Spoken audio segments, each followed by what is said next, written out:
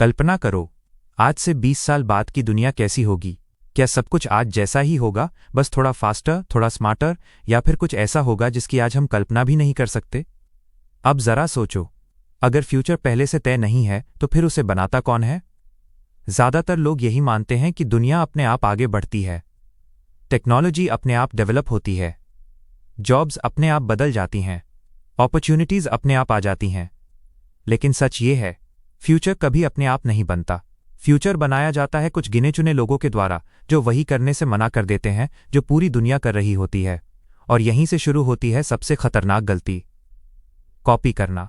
हम वही बिजनेस करते हैं जो दूसरों ने किया, वही कंटेंट बनाते हैं जो चल रहा है, वही करियर चुनते हैं जो सेफ लगता है, और फिर सोचते हैं कि हम अलग रिजल्ट क्यों नहीं पा रहे। लेकिन इतिहास गवाह है, दुनिया को बदलने वाले लोग कभी भीड़ के पीछे नहीं चले। उन्होंने वो किया जो उस समय पागलपन लगता था। जब सबको लगा कि इंटरनेट बेकार है, तब किसी ने गूगल बनाया। जब सबने सोचा कि ऑनलाइन पेमेंट्स पॉसिबल नहीं है, तब किसी ने पेपाल बनाया। जब सबने कहा कि सोशल नेटवर्क सिर्फ टाइम वेस्ट है, तब किसी ने फेसबुक में इन्वेस्ट किया। और इन सब के पीछे एक ही सोच थी, जो सबको दिख रहा है वो फ्यूचर नहीं है। फ्यूचर वो है जो अभी दिखाई ही नहीं दे रहा। अब जरा अपने आप से एक ईमानदार सवाल पूछो, क्या तुम अपनी जिंदगी में कुछ नया बना रहे हो, या सिर्फ वही दोहरा रहे हो जो लाखों लोग पहले से कर रहे हैं? क्योंकि अगर तुम सिर्फ वही कर रहे हो जो पहले से मौजूद है, तो तुम आगे नहीं बढ़ा रहे, तुम सिर्फ भीड़ में शामिल हो रहे हो। और यही पॉइंट हमें ले जाता है एक ऐसी किताब की तरफ जिसने सिलिकॉन वैली के सोचने का तरीका बदल दिया, जिसने बताया कि असली सक्सेस कॉपी करने से नहीं, बल्कि कुछ नया क्रिएट करने से आती है। इस किताब का नाम है 0 to 1 और इसे लिखा है पीटर थील ने, जो पेपाल के को फाउंडर रहे हैं और फेसबुक के पहले इन्वेस्टर्स में से एक।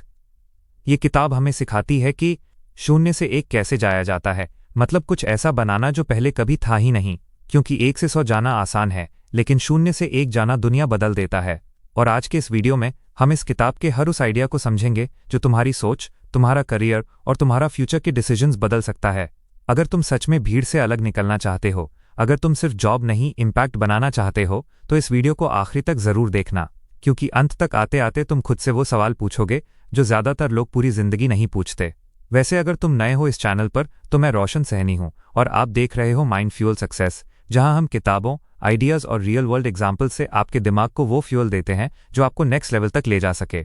अगर आप ऐसे कंटेंट में इंटरेस्ट रखते हो जो आपको सिर्फ मोटिवेट नहीं करता बल्कि सही डायरेक्शन भी दिखाता है, तो चैनल को अभी सब्सक्राइब कर लो और वीडियो को लाइक करना मत भूलना, क्योंकि आपका एक लाइक इस चैनल को ग्रो करने में बहुत बड़ी ताकत देता है। तो चलिए अब शुरू करते हैं 0 to 1 के पहले चैप्टर के साथ, जहां हम समझेंगे कि असली प्रोग्रेस होती क्या है और क्यों फ्यूचर हमेशा वही लोग बनाते हैं जो भीड़ से अलग सोचने की हिम्मत रखते हैं। Chapter 1 Future of Progress. जब भी हम प्रोग्रेस शब्द सुनते हैं तो हमारे दिमाग में एक ही चीज आती है, आगे बढ़ना, ज्यादा पैसा, ज्यादा टेक्नोलॉजी, ज्यादा सुविधा। लेकिन सवाल यह है कि हम आगे बढ़ कैसे रहे हैं। पीटर थील कहता है कि प्रोग्रेस के 2 रास्ते होते हैं। एक रास्ता होता है वही चीजें और ज्यादा लोगों तक पहुंचाना, और दूसरा रास्ता होता है कुछ ऐसा बनाना जो पहले कभी था ही नहीं।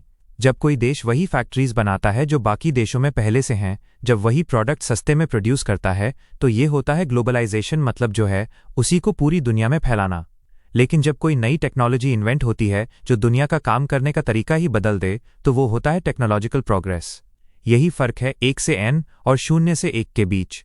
1 से n का मतलब है जो चीज मौजूद है उसे बेहतर बनाना, तेज बनाना, सस्ता बनाना। लेकिन 0 से 1 का मतलब है कुछ ऐसा बनाना जो पहले एग्जिस्ट ही नहीं करता था। कंप्यूटर से पहले कोई कंप्यूटर इंडस्ट्री नहीं थी, इंटरनेट से पहले ऑनलाइन बिजनेस नहीं था, स्मार्टफोन से पहले ऐप इकोनॉमी नहीं थी। ये सब 0 से 1 के एग्जाम्पल्स हैं, और यही असली प्रोग्रेस होता है। लेकिन आज की दुनिया में हम ज्यादातर 1 से n पर ही फंसे हुए हैं। हम वही मॉडल्स कॉपी करते हैं जो ऑलरेडी सक्सेसफुल हैं, वही आइडियाज, वही स्ट्रैटेजीज, वही ट्रेंड्स, और फिर कंपटीशन इतना बढ़ जाता है कि कोई भी असली प्रॉफिट नहीं कमा पाता और कोई भी फ्यूचर पर कंट्रोल नहीं रख पाता। पीटर थील यहाँ एक बहुत स्ट्रांग बात कहता है, कंपटीशन सुनने में अच्छा लगता है, लेकिन असल में कंपटीशन इनोवेशन को मार देता है।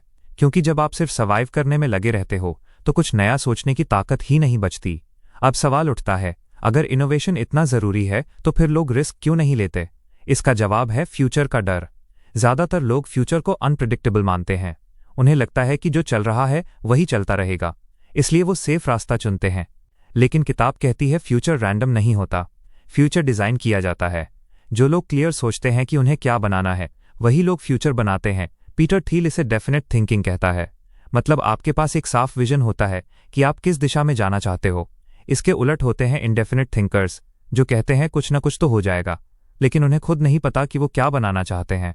और जब सोसाइटी इंडेफिनिट बन जाती है तो बड़े सपने और बड़े प्रोजेक्ट्स खत्म हो जाते हैं। पहले लोग मून पर जाने का सपना देखते थे, आज लोग सिर्फ अच्छे पैकेज की प्लानिंग करते हैं। हमने बिग फ्यूचर इमेजिन करना छोड़ दिया है, और यही सबसे बड़ा डेंजर है, क्योंकि जब कोई फ्यूचर की रिस्पॉन्सिबिलिटी नहीं लेता तो बदलाव भी नहीं होता। अब स्टार्टअप की बात करते हैं। बहुत लोग समझते हैं कि स्टार्टअप मतलब बस एक छोटी कंपनी जो जल्दी बड़ी बनना चाहती है, लेकिन किताब कहती है स्टार्टअप असल में एक मिशन होता है, कुछ ऐसा बनाने का मिशन जो दुनिया में पहले नहीं था। स्टार्टअप का काम है फ्यूचर को गेस करना नहीं, फ्यूचर को क्रिएट करना। और ये काम आसान नहीं होता। शून्य से एक जाना मतलब है गलत होने का रिस्क, लोगों का मजाक और कई बार अकेले खड़े रहना। लेकिन यही वो रास्ता है जहां से नई दुनिया पैदा होती है। पीटर थील मानता है कि हर ग्रेट कंपनी एक यूनिक आइडिया से शुरू होती है, जो शुरुआत में ज्यादातर लोगों को गलत लगता है, लेकिन बाद में वही आइडिया नॉर्मल बन जाता है और पूरी दुनिया उसे फॉलो करने लगती है। आज जो नॉर्मल है वो कभी किसी का क्रेजी ड्रीम था, और जो आज क्रेजी लग रहा है वही कल नॉर्मल बन सकता है। इसलिए असली सवाल ये नहीं है कि दुनिया कहाँ जा रही है, असल सवाल ये है कि आप किस तरह का फ्यूचर बनाना चाहते हैं। क्या आप वही करोगे जो सब कर रहे हैं, या फिर वो सोचने की हिम्मत करोगे जो आज कोई नहीं सोच रहा? क्योंकि अगर आप सिर्फ भीड़ का हिस्सा बने रहोगे तो आप हिस्ट्री नहीं बदलोगे, आप सिर्फ उसे फॉलो करोगे। और अब यहाँ से अगला सबसे ज़रूरी सवाल पैदा होता है, अगर हर बड़ी कंपनी एक ऐसे आइडिया से शुरू होती है जिसे बाकी लोग नहीं मानते, तो फिर वो आइडिया पहचाने कैसे? वो सीक्रेट क्या होता है जो फ्यूचर को बदल सकता है, लेकिन आज दुनिया उसे देख नहीं पा रही? यही से शुरू होता है अगला चैप्टर, जहां हम समझेंगे कि हर सक्सेसफुल स्टार्टअप किसी न किसी छुपे हुए सच पर खड़ा होता है, जिसे पहले सिर्फ कुछ ही लोग जानते हैं। Chapter 2. पार्टी लाइक इट्स 1999 1999 का साल। पूरी दुनिया को लग रहा था कि इंटरनेट से जुड़ा हर आइडिया सक्सेसफुल होगा। किसी को फर्क नहीं पड़ता था कि कंपनी प्रॉफिट कमा रही है या नहीं, बस अगर नाम के साथ .com का लिंक लगा हो तो इन्वेस्टर्स पैसे लगाने को तैयार थे। लोग जॉब छोड़कर स्टार्टअप्स ज्वाइन कर रहे थे, कॉलेज स्टूडेंट्स ओवरनाइट एंटरप्रेन्योर्स बन रहे थे, और स्टॉक मार्केट में पैसा ऐसे बह रहा था जैसे कभी खत्म ही नहीं होगा।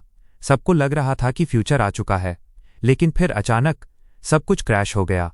हजारों कंपनीज बंद हो गईं, बिलियंस ऑफ डॉलर्स डूब गए और लाखों लोगों की जॉब्स चली गईं।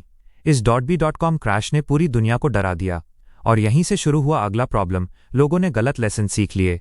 .com क्रैश के बाद लोगों ने ये मान लिया कि टेक्नोलॉजी डेंजरस है, बिग आइडियाज रिस्की हैं, और सबसे सेफ तरीका है धीरे धीरे चलना।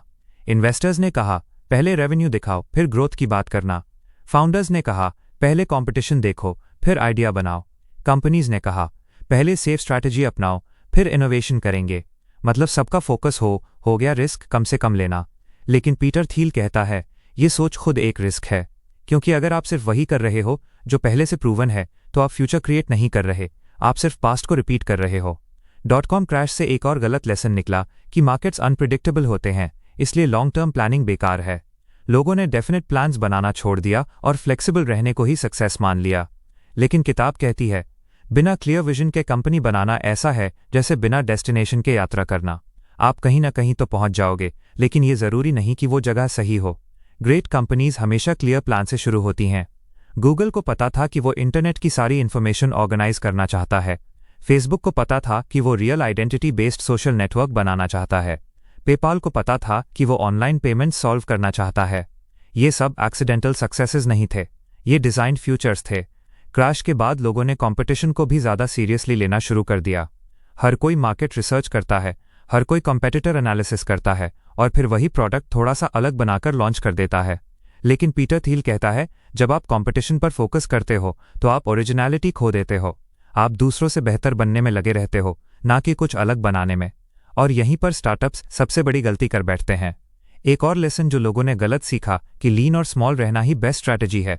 ज़रूर वेस्ट कम करना अच्छा है, लेकिन अगर आपका गोल सिर्फ सर्वाइव करना है तो आप कभी बिग इम्पैक्ट नहीं बना पाओगे। ग्रेट कंपनीज शुरू से ही बड़े फ्यूचर के बारे में सोचती हैं। वो सिर्फ आज के प्रॉब्लम को नहीं, कल के वर्ल्ड को भी डिज़ाइन करती हैं। पीटर थील ये भी कहता है कि .com क्रैश ने सोसाइटी को डरपोक बना दिया। अब लोग फेलियर से ज़्यादा डरते हैं बजाय कुछ बड़ा ट्राई करने के। लेकिन इनोवेशन बिना फेलियर के पॉसिबल ही नहीं है। हर न्यू टेक्नोलॉजी पहले रिस्की लगती है, हर न्यू आइडिया पहले स्टूपिड लगता है, और हर बिग चेंज पहले इम्पॉसिबल लगता है। लेकिन अगर सब लोग डर की वजह से पीछे हट जाएं, तो प्रोग्रेस रुक जाती है। इस चैप्टर का सबसे बड़ा मैसेज यही है, हमें पास्ट की गलतियों से सीखना चाहिए, लेकिन डर कर फ्यूचर बनाना छोड़ नहीं देना चाहिए। सही लेसन ये नहीं है कि बिग आइडियाज़ फेल हो जाते हैं। सही लेसन ये है कि बिना स्ट्रॉन्ग विजन और रियल वैल्यू के आइडियाज़ फेल होते हैं। अगर आपके पास क्लियर प्लान है, अगर आप सच में कोई रियल प्रॉब्लम सॉल्व कर रहे हो, तो रिस्क लेने से डरना फ्यूचर को खुद से छीन लेना है। और अब यहाँ से कहानी एक और लेवल पर जाती है, क्योंकि अगर कंपटीशन गलत है, कॉपी करना गलत है और सेफ खेलना भी गलत है, तो फिर सही रास्ता क्या है? क्या हर सक्सेसफुल कंपनी किसी रूल को फॉलो करती है, और क्या सक्सेस का कोई पैटर्न होता है? यही सवाल हमें ले जाता है अगले चैप्टर की तरफ, जहां हम जानेंगे कि क्यों हर सक्सेसफुल कंपनी अलग होती है और क्यों ग्रेटनेस कभी फॉर्मूला फॉलो नहीं करती। Chapter 3. All happy companies are different. अगर तुम दुनिया की सबसे सक्सेसफुल कंपनीज को देखो, गूगल, एप्पल, अमेजॉन, फेसबुक, तो एक चीज़ कॉमन नहीं मिलेगी। उनका प्रोडक्ट अलग है, उनकी स्ट्रैटेजी अलग है, उनका मार्केट अलग है और उनकी कहानी भी अलग है। लेकिन अगर तुम फेल्ड कंपनीज को देखो, तो ज़्यादातर एक ही वजह से फेल होती हैं, वो कंपटीशन में फंस जाती हैं और कभी ट्रूली यूनिक नहीं बन पाती। पीटर थील यहाँ एक बहुत इंटरेस्टिंग कंपैरिजन करता है। वो कहता है, सारी हैप्पी फैमिलीज अलग अलग होती हैं, लेकिन अनहैप्पी फैमिलीज एक जैसी होती हैं। वैसे ही सारी सक्सेसफुल कंपनीज अलग होती हैं, लेकिन अनसक्सेसफुल कंपनीज एक जैसी गलतियां करती हैं। असली सक्सेस तब मिलती है जब आपकी कंपनी कुछ ऐसा करती है जो कोई और नहीं कर सकता। मतलब आपके पास कोई ऐसा एडवांटेज होता है जो बाकी मार्केट के पास नहीं है।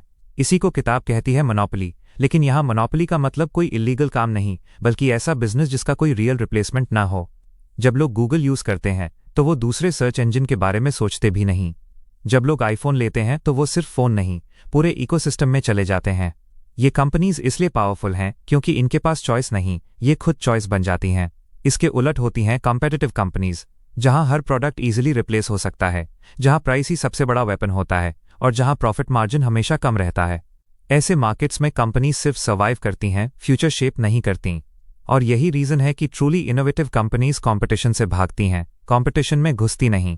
अब सवाल आता है, कोई कंपनी मोनोपोली कैसे बनती है? पीटर थील 4 बड़े फैक्टर्स बताता है। पहला, प्रोप्राइटरी टेक्नोलॉजी, मतलब ऐसी टेक्नोलॉजी जो बाकी लोगों से काफ़ी आगे हो, सिर्फ थोड़ा बेटर नहीं बल्कि 10x बेटर। अगर आपका प्रोडक्ट सिर्फ थोड़ा अच्छा है तो लोग स्विच नहीं करेंगे, लेकिन अगर वो बहुत ज़्यादा बेटर है तो लोग खुद मूव करेंगे। दूसरा, नेटवर्क इफेक्ट्स, मतलब जितने ज़्यादा लोग यूज़ करें, प्रोडक्ट उतना ही वैल्यूबल बनता जाए। सोशल मीडिया इसका बेस्ट एग्जाम्पल है। एक आदमी अकेला फेसबुक यूज़ करे तो कोई फ़ायदा नहीं, लेकिन जब सब यूज़ करते हैं तो छोड़ना मुश्किल हो जाता है। तीसरा, इकोनॉमीज ऑफ स्केल, जैसे जैसे कंपनी बड़ी होती है उसकी कॉस्ट कम होती जाती है और नए कंपेटिटर्स के लिए एंट्री मुश्किल हो जाती है। अमेजॉन इसका परफेक्ट एग्जाम्पल है। चौथा, स्ट्रॉन्ग ब्रांडिंग। ब्रांड सिर्फ लोगो नहीं होता, ब्रांड मतलब लोगों के दिमाग में आपकी जगह। जब लोग कॉफ़ी सोचते हैं और स्टारबक्स याद आता है, जब लोग स्पोर्ट्स शूज़ सोचते हैं और नाइकी याद आता है, वहाँ ब्रांड मोनोपोली बन जाता है। लेकिन किताब एक और इम्पॉर्टेंट बात कहती है, मोनोपोली एक्सीडेंट से नहीं बनती, उसे प्लान करके बिल्ड किया जाता है। ग्रेट कंपनीज पहले छोटे मार्केट में डोमिनेट करती हैं, फिर धीरे धीरे एक्सपैंड करती हैं। फेसबुक ने पूरी दुनिया को टारगेट नहीं किया था, उसने पहले सिर्फ कॉलेज स्टूडेंट्स को टारगेट किया। पेपॉल ने पूरी बैंकिंग सिस्टम को नहीं बदला, उसने पहले ईबे सेलर्स को फोकस किया। स्मॉल मार्केट जोड़ फुल कंट्रोल, यही मोनोपोली की शुरुआत होती है। इस चैप्टर का सबसे बड़ा लेसन यही है, अगर आपकी कंपनी हर किसी के लिए है तो असल में वो किसी के लिए नहीं है। सक्सेस तब मिलती है जब आप पहले एक जगह पूरी तरह जीतते हो, फिर बाकी दुनिया की तरफ बढ़ते हो। और अब अगला सवाल और भी इंटरेस्टिंग बन जाता है, अगर कंपटीशन इतना डेंजरस है और मोनोपोली ही असली पावर है, तो फिर कंपनीज कंपटीशन में क्यों कूदती हैं और क्यों लोग अपने राइवल से लड़ते लड़ते खुद को ही कमज़ोर बना लेते हैं? यही हमें ले जाता है अगले चैप्टर की तरफ, जहां हम समझेंगे कि कंपटीशन असल में क्यों एक ट्रैप है और क्यों सबसे स्मार्ट कंपनीज फाइट करने से बचती हैं। Chapter 4. कंपटीशन, हम बचपन से एक बात सुनते आ रहे हैं, कंपटीशन अच्छा होता है, कंपटीशन हमें स्ट्रांग बनाता है, कंपटीशन से ही बेस्ट निकलता है। लेकिन पीटर थील कहता है, बिजनेस की दुनिया में ये सोच सबसे बड़ा झूठ है। कंपटीशन आपको इतना बिजी कर देता है कि आप कुछ नया सोच ही नहीं पाते। जब 2 कंपनीज एक ही कस्टमर्स के लिए लड़ती हैं, तो उनका पूरा फोकस प्राइस कम करने, एड्स बढ़ाने और एक दूसरे को कॉपी करने में चला जाता है। इस लड़ाई में कस्टमर को तो फायदा मिलता है, लेकिन कंपनीज खुद कमजोर होती जाती हैं, प्रॉफिट मार्जिन्स गिरते जाते हैं, इनोवेशन रुक जाता है और पूरा इंडस्ट्री एक रेस बन जाता है जहां सब थके हुए दौड़ रहे होते हैं। पीटर थील एक बहुत इंटरेस्टिंग बात बताता है, कंपनीज अक्सर कंपटीशन को पसंद नहीं करती, लेकिन पब्लिक के सामने वो कंपटीशन को सेलिब्रेट करती हैं। क्यों? क्योंकि मोनोपोली होना बैड इमेज देता है और कंपटीशन गुड इमेज देता है। इसलिए कंपनीज कहती हैं हम मार्केट लीडर नहीं हैं, हम तो बस एक स्मॉल प्लेयर हैं जो कस्टमर्स के लिए फाइट कर रहा है। लेकिन अंदर से हर कंपनी यही चाहती है कि काश कोई कंपेटिटर ना हो, क्योंकि मोनोपोली में ही रियल फ्रीडम होती है, इनोवेशन की फ्रीडम, प्राइसिंग की फ्रीडम, उन फ्यूचर बिल्ड करने की फ्रीडम। कंपटीशन सिर्फ बिजनेस को ही नहीं, लोगों को भी डिस्टॉर्ट कर देता है। जब आप सिर्फ दूसरों से बेहतर बनने में लगे रहते हो तो आप खुद से बेहतर बनने पर फोकस नहीं कर पाते। आप अपनी लाइफ के डिसीजंस भी कंपैरिजन के आधार पर लेने लगते हो। कौन सी जॉब ज़्यादा प्रेस्टीजियस है, कौन सा कॉलेज बेटर रैंक वाला है, कौन सा लाइफस्टाइल ज़्यादा इंप्रेसिव दिखता है, और धीरे धीरे आप वो भूल जाते हो कि आप खुद क्या बनना चाहते थे। पीटर थील इसे साइकोलॉजिकल ट्रैप कहता है। कंपटीशन इंसान को ब्लाइंड बना देता है। आप इतना राइवल पर फोकस करते हो कि बिगर पिक्चर दिखना बंद हो जाता है। हिस्ट्री में भी ऐसा ही हुआ है। कई वॉर्स इसलिए शुरू हुए क्योंकि कंट्रीज एक दूसरे से कम्पीट कर रही थी, ना कि इसलिए कि उन्हें कोई रियल बेनिफिट मिल रहा था। अब सबसे इंटरेस्टिंग पार्ट, अगर कंपटीशन इतना हार्मफुल है तो फिर कंपनीज इससे बचती क्यों नहीं? क्योंकि कंपटीशन ईजी होता है, कॉपी करना आसान है, राइवल को देखकर स्ट्रैटेजी बनाना आसान है, लेकिन अकेले नया रास्ता बनाना बहुत डिफिकल्ट है। इसलिए लोग फाइट चुनते हैं इंस्टेड ऑफ क्रिएट। लेकिन रियल विनर्स फाइट नहीं करते, वो गेम ही बदल देते हैं। जब गूगल ने सर्च बेहतर बनाया तो उसने बाकी सर्च इंजन से लड़ाई नहीं की, उसने उन्हें इरेलेवेंट बना दिया। जब एप्पल ने आईफोन लॉन्च किया तो उसने फ़ोन कंपनी से कम्पीट नहीं किया, उसने फ़ोन की डेफिनेशन ही बदल दी। यही 0 से 1 है। इस चैप्टर का कोर मैसेज ये है, अगर आप कंपटीशन में हो तो आप ऑलरेडी हार चुके हो, क्योंकि आप फ्यूचर कंट्रोल नहीं कर रहे, आप सिर्फ प्रेजेंट में सर्वाइव कर रहे हो। ग्रेट कंपनीज हमेशा कंपटीशन से बाहर निकलने की कोशिश करती हैं, ना कि उसमें जीतने की। और अब यहाँ से अगला सवाल पैदा होता है, अगर हमें कंपटीशन से दूर रहना चाहिए और मोनोपोली बनानी चाहिए, तो फिर सही टाइम क्या होता है मार्केट में एंट्री करने का? क्यों कुछ कंपनीज लेट आकर भी जीत जाती हैं और कुछ फर्स्ट मूवर होकर भी फेल हो जाती हैं? यही सवाल हमें ले जाता है अगले चैप्टर की तरफ, जहां हम समझेंगे कि फर्स्ट होना जरूरी है या लास्ट होना, और असली एडवांटेज किसके पास होता है। Chapter 5. लास्ट मूवर एडवांटेज अक्सर हमें सिखाया जाता है कि जो पहले मार्केट में आता है वही जीतता है, लेकिन पीटर थील इस आइडिया को पूरी तरह उल्टा कर देता है। वो कहता है फर्स्ट होना जरूरी नहीं, इंपॉर्टेंट ये है कि आप लास्ट ग्रेट कंपनी बनो। मतलब ऐसी कंपनी जो मार्केट में आने के बाद इतनी स्ट्रांग हो जाए कि उसके बाद कोई उसे रिप्लेस ना कर पाए। हिस्ट्री में बहुत सारी फर्स्ट कंपनीज थीं जो आज कोई याद भी नहीं करता। पहले सोशल नेटवर्क्स थे, लेकिन फेसबुक लास्ट मूवर बना। पहले सर्च इंजिन्स थे, लेकिन गूगल लास्ट मूवर बना। फर्स्ट मूवर्स ने रास्ता दिखाया, लेकिन लास्ट मूवर्स ने मार्केट पर कब्जा कर लिया।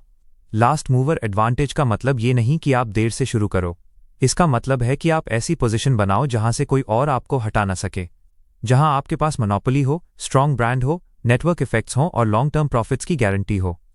ग्रेट कंपनीज सिर्फ लॉन्च के बारे में नहीं सोचती, वो फ्यूचर के कई सालों के लिए प्लान बनाती हैं। पीटर थील कहता है कि एक बिजनेस की वैल्यू उसके आज के प्रॉफिट से नहीं, बल्कि उसके फ्यूचर कैश फ्लो से तय होती है। मतलब असली सवाल ये नहीं है कि आज आप कितना कमा रहे हो, असल सवाल ये है कि क्या आप 10 से 15 साल बाद भी डोमिनेट करोगे या नहीं। शॉर्ट टर्म सक्सेस मिसलीडिंग हो सकता है, लॉन्ग टर्म मोनोपोली ही रियल सक्सेस है। अब यहाँ एक बहुत इंपॉर्टेंट पॉइंट आता है, अगर मोनोपोली ही गोल है तो कंपनी को मार्केट में कैसे एंटर करना चाहिए। किताब कहती है छोटे मार्केट से। बहुत लोग गलती करते हैं और सीधे ह्यूज मार्केट को टारगेट करते हैं, लेकिन वहाँ कंपटीशन भी ह्यूज होता है। स्मार्ट स्ट्रैटेजी ये है कि पहले एक नीश में फुल कंट्रोल लो जहां आप इजीली लीडर बन सको। जब आप वहां डोमिनेट कर लो तब धीरे धीरे एडजेसेंट मार्केट्स में फैलो।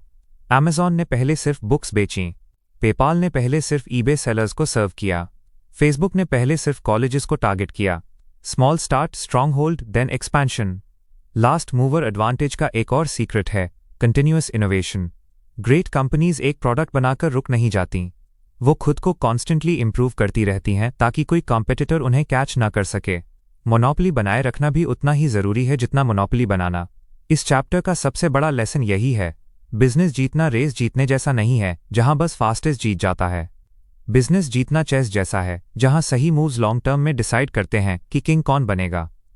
और अब अगला सवाल और भी सीरियस बन जाता है, अगर लॉन्ग टर्म प्लानिंग इतना जरूरी है, अगर मोनोपोली बनाना गोल है, तो फिर क्या सक्सेस सिर्फ लक से आती है, या फिर हमारे कंट्रोल में भी कुछ होता है? क्या इंसान अपनी किस्मत खुद बना सकता है, या हम बस मौके का इंतजार करते रहते हैं? यही सवाल हमें ले जाता है अगले चैप्टर की तरफ, जहां हम समझेंगे कि आप लॉटरी टिकट नहीं है और फ्यूचर एक्सीडेंट नहीं डिसीजन से बनता है। Chapter 6. Continue.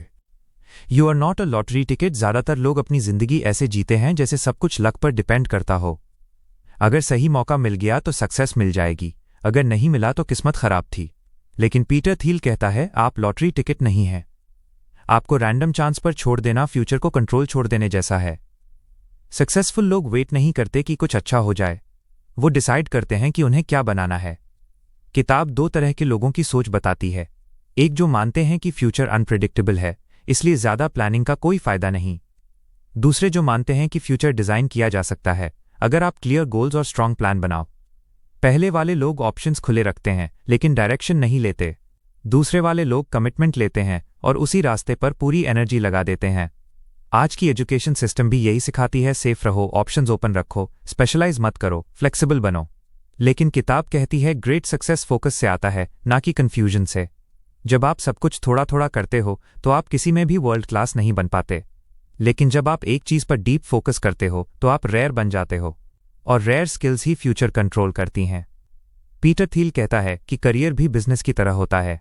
आपको ऐसा रास्ता चुनना चाहिए जहां कंपटीशन कम हो और ग्रोथ ज्यादा हो। अगर आप वही करियर चुनते हो जो लाखों लोग चुन रहे हैं तो आप भी उसी कंपटीशन में फंस जाते हो। लेकिन अगर आप एक यूनिक कॉम्बिनेशन ऑफ स्किल्स बनाते हो तो आपके लिए अलग अपॉर्चुनिटीज बनती हैं। इस चैप्टर का कोर मैसेज ये है, आपको खुद तय करना होगा कि आप किस डायरेक्शन में जाना चाहते हो। फ्यूचर चूज करना रिस्क लगता है, लेकिन फ्यूचर को इग्नोर करना उससे भी बड़ा रिस्क है। जो लोग प्लानिंग से डरते हैं असल में वो रिस्पॉन्सिबिलिटी से डरते हैं, लेकिन रिस्पॉन्सिबिलिटी ही फ्रीडम देती है। अब यहां से अगला सवाल उठता है, अगर फ्यूचर प्लान किया जा सकता है, अगर सक्सेस लक से नहीं बल्कि स्ट्रैटेजी से आती है, तो फिर बिजनेस में सबसे इंपॉर्टेंट चीज क्या है? आइडिया, टीम, प्रोडक्ट या सेल्स, और कंपनी की नींव कैसे रखी जाती है ताकि वो लॉन्ग टर्म टिक सके? यही सवाल हमें ले जाता है अगले चैप्टर की तरफ, जहां हम समझेंगे कि पैसा किस चीज में फ्लो करता है और इन्वेस्टर्स असल में क्या देखते हैं। Chapter 7. Continue. Follow the money. ज्यादातर लोग मानते हैं कि अगर कोई कंपनी फेमस है, न्यूज में है और फास्ट ग्रो कर रही है तो वही सबसे सक्सेसफुल होगी। लेकिन पीटर थील कहता है ग्रोथ और सक्सेस हमेशा एक जैसी चीज नहीं होती। कई कंपनीज बहुत फास्ट ग्रो करती हैं लेकिन पैसा नहीं कमा पाती, और कई कंपनीज क्वाइटली ग्रो करती हैं लेकिन लॉन्ग टर्म में बहुत ज्यादा प्रॉफिट बनाती हैं। इसलिए अगर आपको असली पावर समझनी है तो अटेंशन नहीं, पैसे को फॉलो करो। किताब एक बहुत इंपॉर्टेंट कॉन्सेप्ट बताती है, पावर लॉ। पावर लॉ का मतलब है सक्सेस इक्वल नहीं बटा होता। टॉप 1 कंपनी पूरे मार्केट का बहुत बड़ा हिस्सा ले जाती है और बाकी सब बहुत पीछे रह जाते हैं। इन्वेस्टिंग में भी यही होता है, एक सक्सेसफुल इन्वेस्टमेंट बाकी कई फेल्ड इन्वेस्टमेंट्स का नुकसान कवर कर देता है। इसलिए स्मार्ट इन्वेस्टर्स हर आइडिया में थोड़ा थोड़ा पैसा नहीं लगाते, वो फ्यू बिग विनर्स खोजते हैं। एंटरप्रेन्योर्स भी अक्सर गलत जगह फोकस करते हैं। वो सोचते हैं फंडिंग मिल गई तो सब सेट है, मीडिया कवरेज मिल गई तो हम सक्सेसफुल हैं। लेकिन किताब कहती है फंडिंग गोल नहीं है, प्रॉफिट गोल है। अगर आपकी कंपनी फ्यूचर में कैश जनरेट नहीं कर सकती तो वो बिजनेस नहीं, हॉबी है। पीटर थील ये भी बताता है कि बिजनेस को समझने के लिए आपको ये देखना चाहिए कि वो पैसा कहाँ से और कैसे कमाता है। कई कंपनीज रेवेन्यू तो दिखाती हैं लेकिन उनका कॉस्ट स्ट्रक्चर इतना भारी होता है कि प्रॉफिट कभी आता ही नहीं। इसलिए स्मार्ट फाउंडर्स हमेशा लॉन्ग टर्म इकोनॉमिक्स देखते हैं, ना कि शॉर्ट टर्म ग्रोथ नंबर्स। इस चैप्टर का सबसे इंपॉर्टेंट लेसन यही है, रियल वैल्यू क्वाइटली बनती है, हेडलाइन बनकर नहीं। जो कंपनीज फ्यूचर में डोमिनेट करती हैं वो अक्सर शुरुआत में बोरिंग लगती हैं, लेकिन उनकी इकोनॉमिक्स स्ट्रांग होती है और वही उन्हें अनस्टॉपेबल बना देती है। और अब अगला सवाल और भी इंटरेस्टिंग हो जाता है, अगर सक्सेस फ्यू विनर्स को ही मिलती है, अगर पावर लॉ हर जगह काम करता है, तो फिर विनिंग आइडिया पहचाना कैसे जाए? कैसे पता चले कि कौन सा आइडिया फ्यूचर बदल सकता है और कौन सा सिर्फ ट्रेंड है? यही सवाल हमें ले जाता है अगले चैप्टर की तरफ, जहां हम बात करेंगे उन सीक्रेट्स की जो सक्सेसफुल कंपनीज को बाकी दुनिया से अलग बनाते हैं।